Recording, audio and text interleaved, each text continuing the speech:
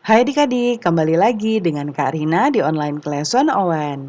Gimana kabar adik-adik hari ini? Semoga semuanya dalam keadaan sehat ya. Kali ini kita akan belajar kelas 5, tema 8, subtema 2, perubahan lingkungan. Di pembelajaran 4, kita akan belajar bahasa Indonesia, PPKN, dan IPS di halaman 75 sampai dengan 84. Nah, adik-adik sebelum kita mulai jangan lupa di-subscribe dulu, klik loncengnya, dan juga di-like ya. Nah, kemudian adik-adik di pembelajaran 3 kita lihat ada bacaan yang berjudul usaha ekonomi yang dikelola oleh kelompok. Ya, ada BUMN atau Badan Usaha Milik Negara, nanti adik-adik baca dahulu ya. Kemudian ada BUMS, Badan Usaha Milik Swasta. Kemudian ada koperasi ya.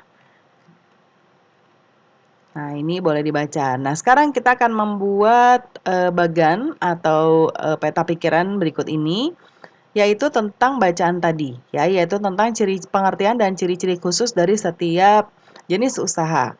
Nah, karena kecil tidak muat Karina buatnya ke bawah seperti ini ya. Nanti adik-adik dimasukkan seperti ini, sesuai dengan tempat-tempatnya. Yang pertama adalah firma, adalah usaha ekonomi bersama yang didirikan oleh sekurang-kurangnya 2 sekutu. Ciri-cirinya adalah setiap anggota firma memiliki hak untuk bertindak atas nama firma.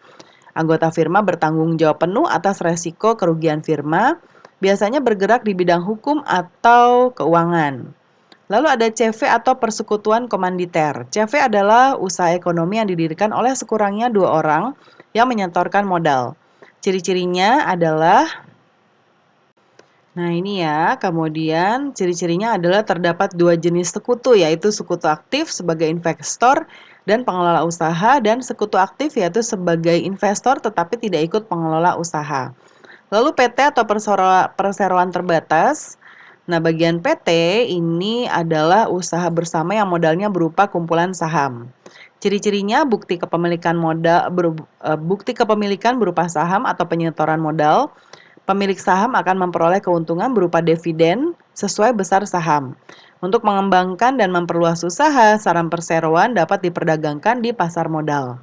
Lalu ada koperasi. Koperasi adalah badan usaha yang beranggotakan orang-orang atau badan hukum koperasi. Ciri-cirinya usaha bersama berdasarkan asas kekeluargaan, bertujuan menyejahterakan anggotanya.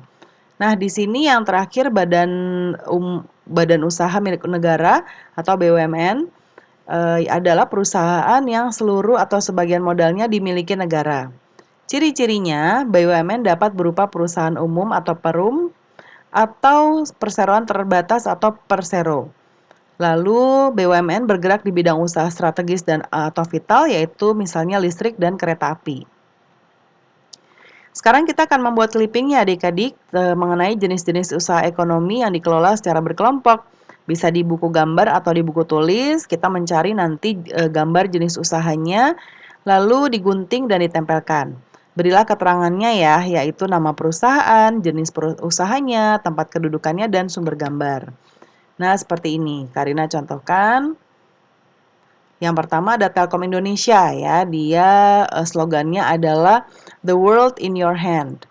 Nama perusahaannya PT Telkom Indonesia, jenis usahanya BUMN, kedudukannya di Jakarta. Sumber gambarnya ini. Lalu Jarum ya, PT Jarum, jenis usahanya BUMS, kedudukannya di Kudus, Jawa Tengah. Lalu ada juga Koperasi Wanita Setia Bakti ya. Nah, ini jenis usahanya koperasi di Surabaya. Lalu ada Jakpro. Nah, Jakarta Infrastruktur Propertindo ya, ini BUMD di Jakarta. Kemudian berikutnya ada bacaan tradisi rasulan di Gunung Kidul. Ini bisa dibaca dulu ya adik-adik. Nah, sekarang kita ceritakan kembali tentang tradisi rasulan di Gunung Kidul tersebut dengan bahasamu sendiri. Nah, kita lihat di sini yang Nah, tradisi rasulan di Gunung Kidul ya. Masyarakat Gunung Kidul mengenal tradisi rasulan. Rasulan biasanya berlangsung beberapa hari. Ada berbagai kegiatan dalam tradisi rasulan, diantaranya adalah atraksi seni wayang kulit, Riok Ponorogo, dan lain-lain. Puncak keramaian terjadi saat kegiatan kirap. Di akhir kirap, warga melakukan doa bersama di balai dusun. Tradisi rasulan merupakan aset budaya yang harus dipertahankan karena melestarikan jiwa kebersamaan dan semangat gotong royong serta menjadi wadah melestarikan kesenian. Kemudian di bagian ayo renungkan, pengetahuan apa yang aku pelajari hari ini? Yaitu belajar tentang pengetahuan tentang jenis-jenis usaha masyarakat dan keragaman sosial masyarakat. Keterampilan yang dipelajari yaitu membuat clipping dan membuat laporan.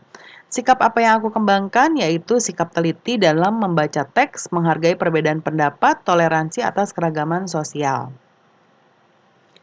Lalu apa yang dapat aku berikan kepada lingkungan dengan pengetahuan, keterampilan, dan sikapmu yaitu dengan pengetahuan, keterampilan, dan sikapku, aku ingin menghargai keragaman sosial budaya dan jenis usaha masyarakat dengan baik. Lalu di bagian kegiatan bersama orang tua, ini tanyakan kepada orang tuamu adat istiadat yang berlaku di daerah asal mereka. Nah ini karena contohkan di Jawa Tengah ya, yaitu contoh dari buku adalah Tumpengan. Yang nomor 2, Karina buat contohnya adalah Syawalan, yaitu silaturahmi setelah Idul Fitri, saling memaafkan agar hati kembali bersih. Lalu Sadran, ini berziarah ke makam-makam yang dengan menabur bunga. Tujuannya atau maknanya menghormati para leluhur dan mengungkapkan rasa syukur kepada Tuhan.